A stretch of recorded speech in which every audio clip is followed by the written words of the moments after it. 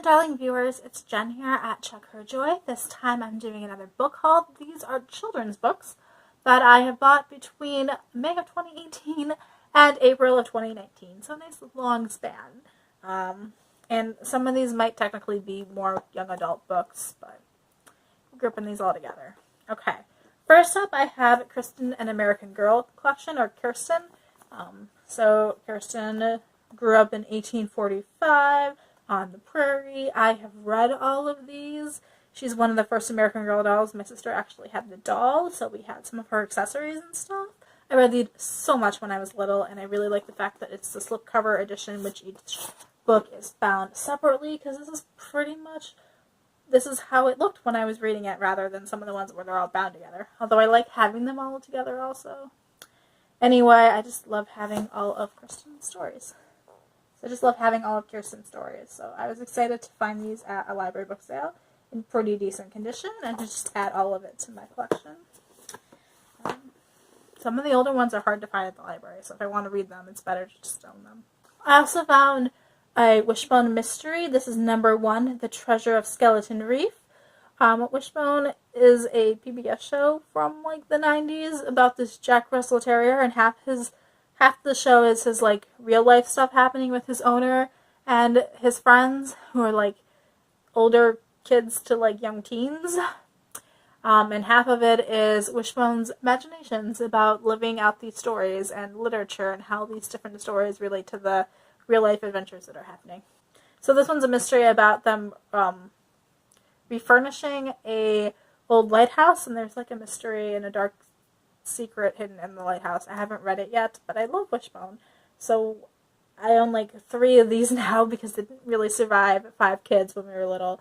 So I'm excited to like have it. Like I saw another one, I was like, oh my gosh, I need it, please. So yay, having more Wishbone. I also have The Boy in the Striped Pajamas by Boyne. This was my sister's book that she gave to me because she was getting rid of it, and I was like, I don't have that book, and I should probably read it. I know what happens in World War II. I'm pretty sure that there are 2 boys, or 2 kids, and one of them is like living out free in like the normal world, and another one is in a concentration camp, and the one kid doesn't understand what's going on with the other, like what's going on with the concentration camp and what's happening. I'm pretty sure. Haven't actually read it or seen the movie, but I should. So I took it from my sister when she was giving it away. It's mine now, and it doesn't have a cover anymore. It did not survive us. And then this is the one where I wasn't sure if they were technically children's books anymore, if they were more young adult. This is 3 of the Anne of Green Gables books. It's actually books 4, 5, and 6. So Anne of Ingleside, Anne's House of Dreams, and Anne of Windy Poplars. These are all when Anne is older. She is gone to college, she's getting married, she's having her own kids. So these are her further adventures. I have not gotten this far in the series yet, so I have them now, so I can read them. I love Anne as a child, so it'll be exciting to see her as an adult and an actual grown-up. And to see what Anne's kids are like. Like, that's also exciting. I love the fact that, like, book 6 goes into her having children of her own. So, ta-da. So, yay. And then the last of this list is My Little Pony, because I've been watching all of it this year since July.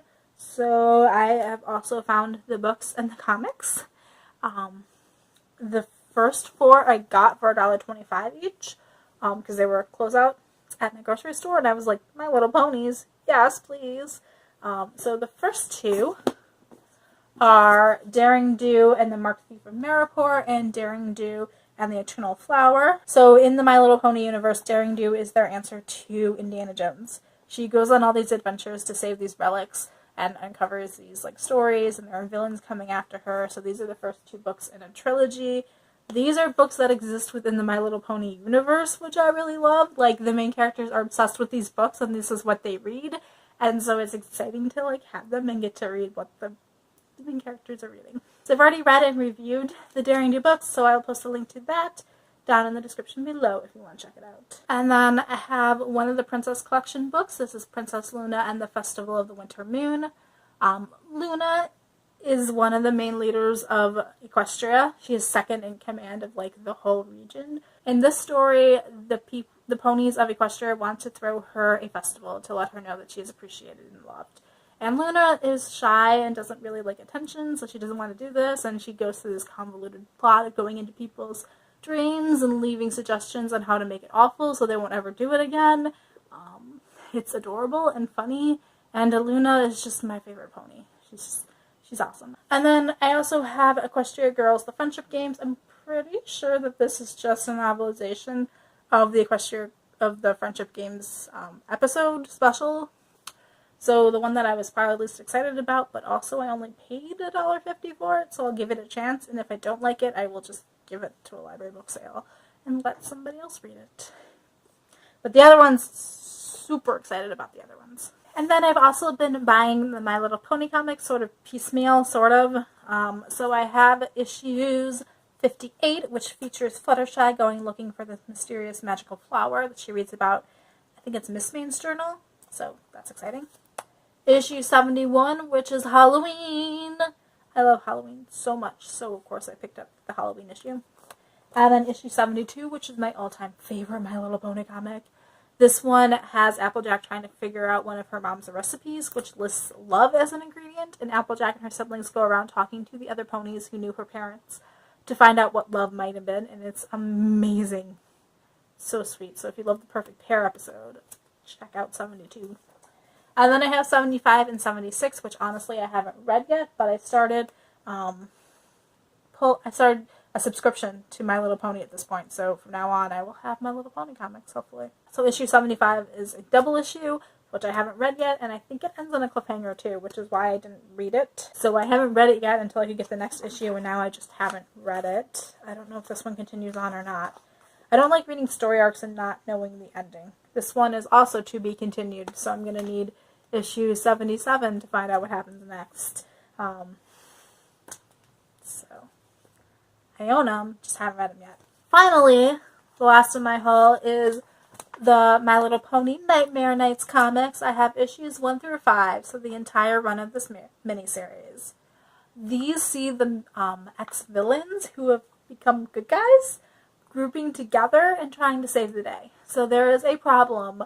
They need to get into this other part of Equestria, this other realm, that only villains or people who have the potential to do evil can get into. So, like, the main 6 can't do it because they're too good. So you need the ones who have been bad to solve this problem, which I super loved. So it has Princess Luna taking the lead. It has Trixie, who may or, debatable whether or not she's a villain. We've got Capper from the movie, the cat.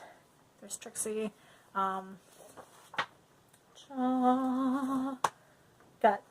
We've got Tempest. We've got the guy from the Shadow episode. Trixie, Capper, the cat. Princess Luna is leading it all. So I love that, like, the villains and their villainy and their aptitude for evil is what is saving the day. I actually haven't finished the run yet, so I will post that review once I finish it, but I'm halfway through and I'm loving it, so yay villains. Okay, there is my book haul of children's books that I got within, like, the last year, basically. Let me know in the comments below if you read any of these and what you thought of them. Do you have any similar favorites? Like, do you like any of the other Anne of Green Gables books or the other American Girl books? Are there other pony comics or books I should be checking out? Peace out. I love you guys and keep reading. Bye.